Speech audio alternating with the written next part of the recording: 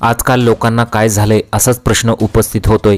राम पांडुरंग दाहित असं 27 वर्षाच्या तरुणाचं नाव होतं। सदर घटना 3 एप्रिल रोजी घडली।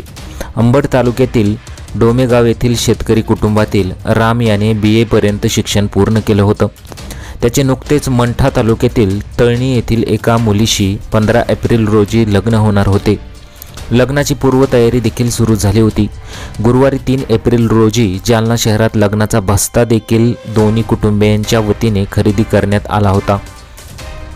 अवघ्या 11 दिवसानंतर लग्न येऊन ठेपले होते, त्यामुळे दोन्ही कुटुंबामध्ये लग्नाची गडबड सुरू होती। बस्ता बांधल्यानंतर राम व त्यांचे नातेवाईक सायंकाळी आपल्या मूळ गाव डोमेगाव येथे पोहोचले। घरी आल्यानंतर राम हा घरात कोणाला काही न सांगता शेतात निघून गेला।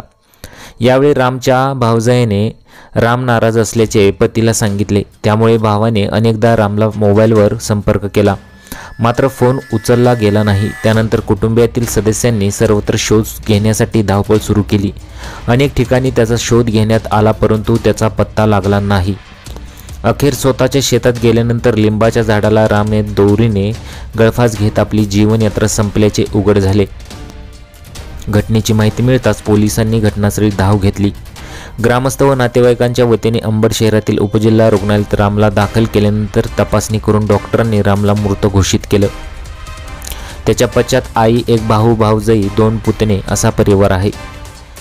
याबाबत अखंड अंबड पोलिसांनी विचारले असता गळफास घेण्याचे कारण अद्याप समोर आले नसल्याचे सांगितले जात आहे। त्याने असं का केलं हे अद्याप कोणालाही कळू शकलेलं नाही।